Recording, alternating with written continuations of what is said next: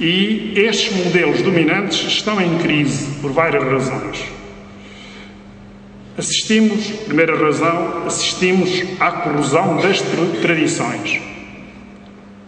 Assiste-se ao aumento das produções culturais e um enorme poder das indústrias da cultura. Vejam que até ao nível da linguagem deixámos de falar em criação cultural e passámos a falar em produção cultural. Surgem problemas como, por exemplo, este. Como será possível governar um país cuja cultura está em migalhas, eivada de contradições insanáveis? Dialogamos com a discussão entre se afinal a relação entre as culturas no Ocidente é de choque ou de diálogo. Estamos perante o esmagamento dos mediadores culturais intermédios. A estatização e a mediatização tornaram-se invasivos de todo o modo de ser, de estar, de fazer e de agir. Interrogamos-nos sobre que espécie de humano irá nascer numa cultura do eu e do narcisismo. A cultura do eu remete para a noção de indivíduo que falou o professor João, a cultura do narcisismo para a ideia da espécie humana que só olha para si e, portanto, não está centrada na vida de todas as espécies, nem no cosmos. Sempre houve nostálgicos dos mundos extintos ou em vias de extinção. Sempre existiram velhos do Restelo em todos os tempos e em todos os lugares. O novo é sempre um risco e uma ameaça à estabilidade e à segurança. Sempre houve quem recusasse a vida por viver obcecado pela morte. Qualquer maternidade, por mais modesta que seja, é promessa de futuro.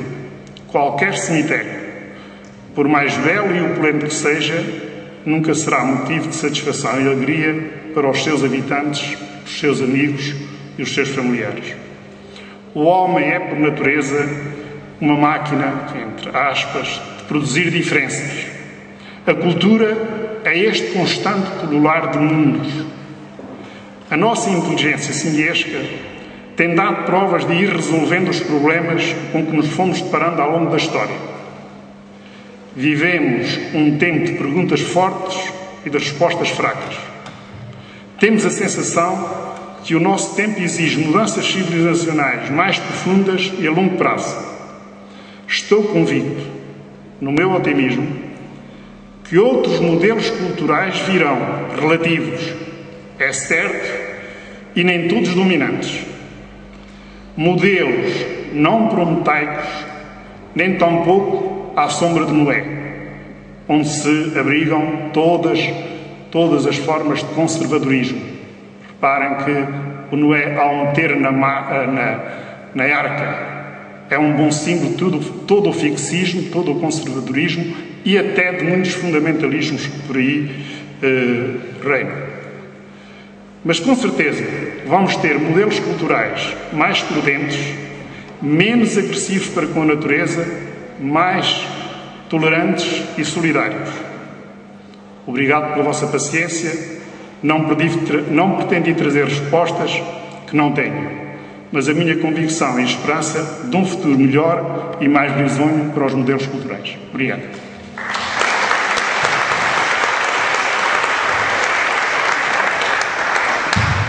Obrigado, professor Mário Pissarra. Íamos aqui introduzir uma estratégia de recurso para libertarmos o professor Aurélio Lopes, tendo em conta que ele tem que se deslocar, como já dissemos, para Lamigo.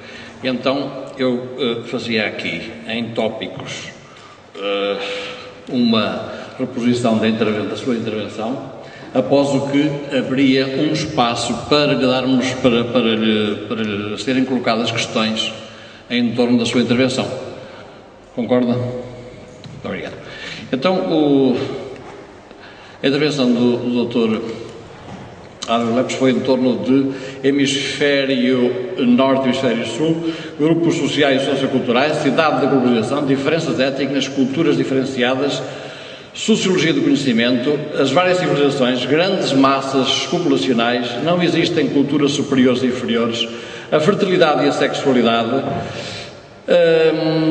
E agora os meus rabiscos não me deixam entender o que eu escrevi aqui. Tem que ver com xenofobia, o povo judeu, a oposição norte-sul para dar solidariedade aos seus, e eu entendo isso muito bem, que foi um aspecto que eu tive, uma vez que o Porto Clube de Futebol às vezes carrega atrás de si, não por causa do Porto em si, mas por causa das pessoas que dele falam, coisas que não têm nada a ver com o Norte-Sul, porque nós somos um país que não é muito grande e não tem sentido nenhum esta problemática do Norte-Sul, e tolerância como valor. Portanto, perguntas agora para colocar ao professor Mário André. Perdão, a Aurélio Lopes. Peço desculpa.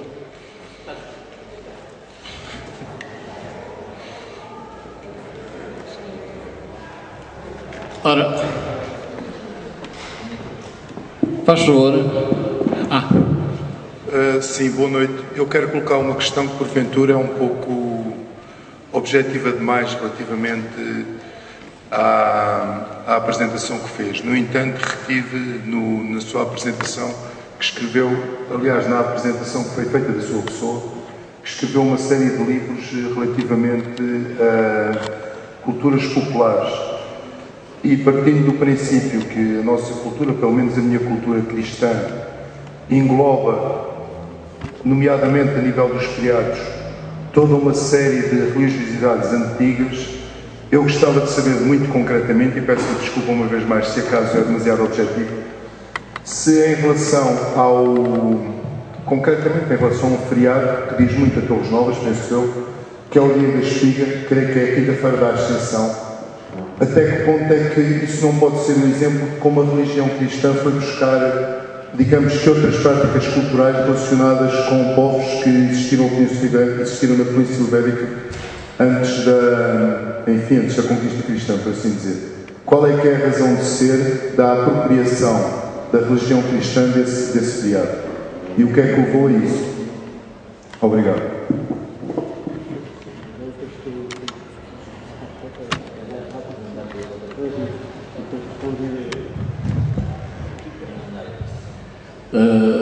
Já agora aproveitamos mais perguntas relacionadas com a intervenção do Dr. Aurélio Lopes, por favor.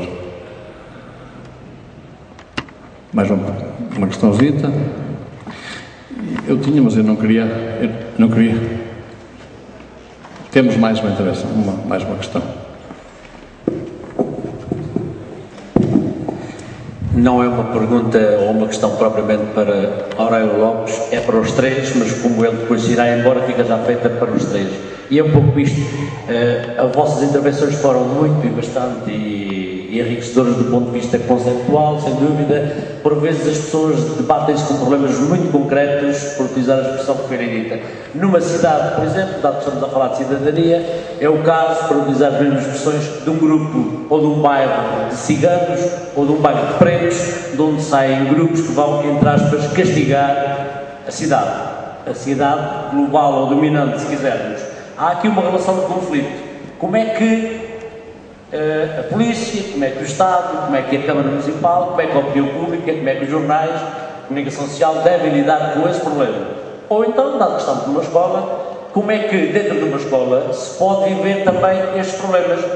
Não podemos começar por dizer que toda a prática pedagógica é a violência de uma cultura dominante sobre a cultura da curtição, da disrupção, da indisciplina, etc., essas coisas todas. Como é que, por exemplo, um grupo de ciganos dentro de uma escola, segundo a sua norma cultural, provoca, estraga, e parte, e debate e pratica violência? Como é que deve ser entendido? Como é que deve ser vivido pela escola, pelos contínuos, pelos professores, pelo conselho pedagógico, pelo conselho executivo ou a direção da escola? Obrigado.